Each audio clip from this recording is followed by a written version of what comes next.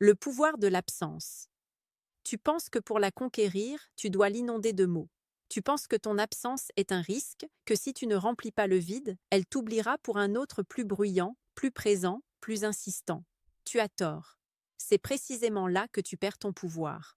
Pendant que tu t'épuises à justifier ton existence dans son esprit, elle sature. Mais au moment où tu te tais, au moment où tu retires ton énergie, quelque chose de terrifiant et de magnifique se produit en elle. Ton silence devient un miroir où elle est forcée de regarder ses propres manques. Ton silence n'est pas un vide, c'est une pression. C'est un poids qui pèse sur son orgueil et qui fait chanceler ses certitudes. Si tu savais ce qui se passe dans son cœur quand elle regarde son téléphone et qu'il reste muet, tu ne dirais plus jamais un mot de trop. Ce soir, je vais te montrer comment ton silence est en train de la briser, de la reconstruire et finalement de la faire craquer pour toi. La sagesse de Marc Aurèle. Le divin empereur.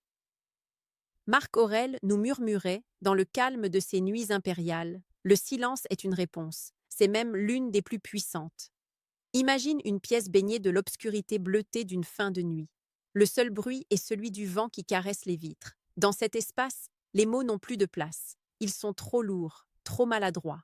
Seul le silence possède la finesse nécessaire pour toucher l'invisible.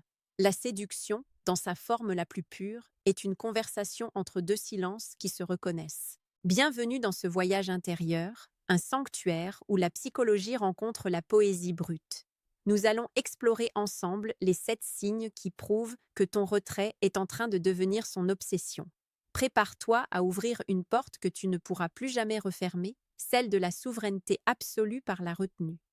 Chaque phrase ici est un souffle, chaque explication est une clé pour libérer l'homme stoïque qui sommeille en toi.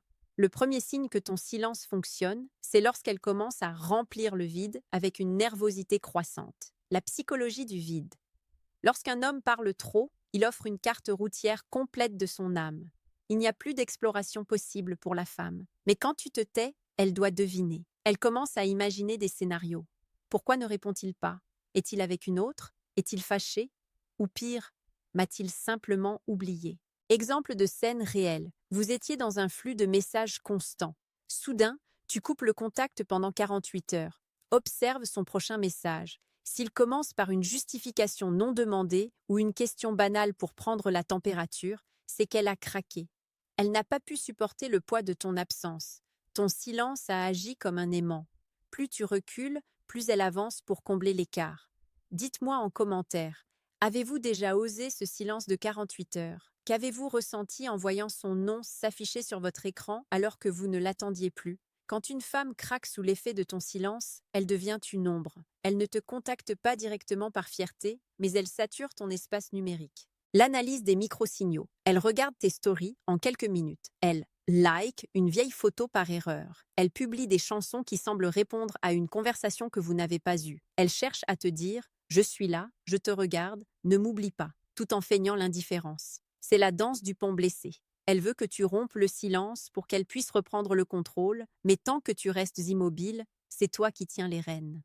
La maîtrise de soi est la seule véritable royauté.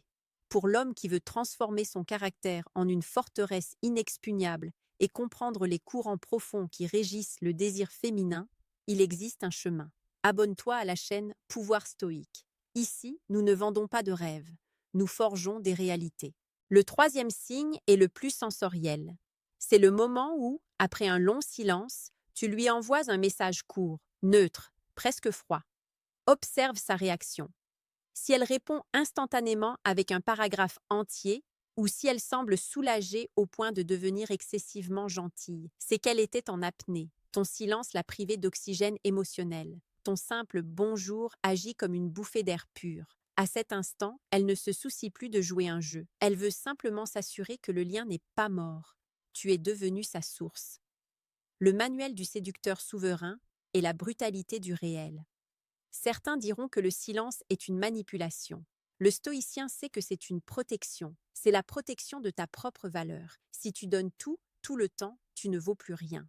Pour ceux qui sentent qu'ils manquent de cette force pour tenir le silence, pour ceux qui craignent la solitude et qui finissent toujours par ramper vers elle, il est temps de changer de paradigme. Vous devez apprendre la psychologie brute, celle qui ne s'embarrasse pas de politesse. Cliquez sur le deuxième lien en description pour télécharger le manuel brutal du séducteur stoïque. C'est le traité qui fera de ton silence une arme de construction massive. L'agressivité comme masque du désir. C'est le signe le plus paradoxal.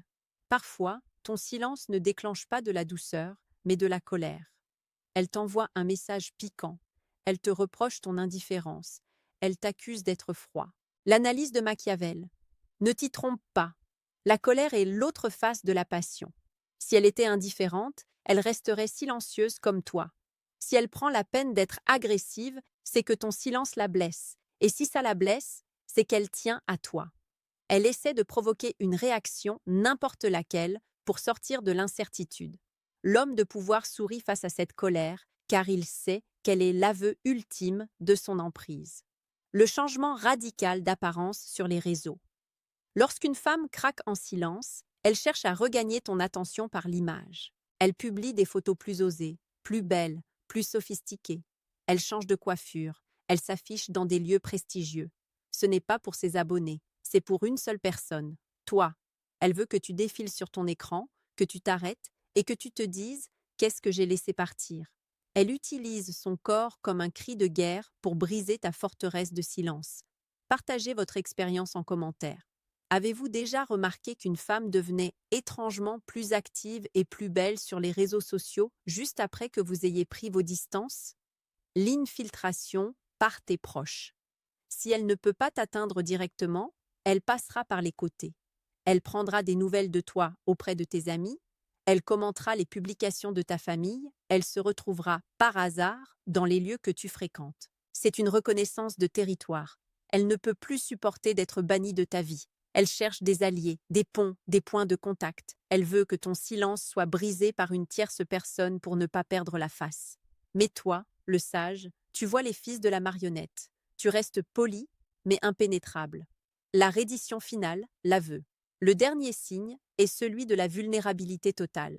Elle finit par t'envoyer un message authentique, sans jeu, sans colère. Quelque chose comme « tu me manques » ou « on peut se voir ». À cet instant, le silence a accompli sa mission. Il a purifié la relation de ces jeux de pouvoir superficiels. Il l'a ramené à l'essentiel, le besoin de l'autre. Tu as gagné, non pas un trophée, mais le respect profond d'une femme qui a réalisé que tu n'es pas un homme qu'on peut manipuler ou ignorer. Le sacre de l'homme immobile. Le voyage touche à sa fin. Tu comprends maintenant que le silence n'est pas une absence de communication, mais la forme la plus haute de la présence. En restant immobile, tu es devenu le centre de son monde. N'utilise pas ce pouvoir pour détruire, mais pour construire. Un homme stoïque sait que la force sert à protéger le sacré. Si elle a craqué, c'est qu'elle a vu en toi ce rocher qu'elle cherchait depuis toujours dans un monde de sable mouvant. Sois digne de cette attente, sois ce phare. Comme le disait Sénèque, il n'est pas de vent favorable pour celui qui ne sait où il va. Maintenant, tu sais où tu vas, tu sais qui tu es, et elle aussi le sait. Souhaitez-vous que je développe un module complémentaire sur la manière de rompre le silence avec une élégance impériale sans perdre l'avantage psychologique?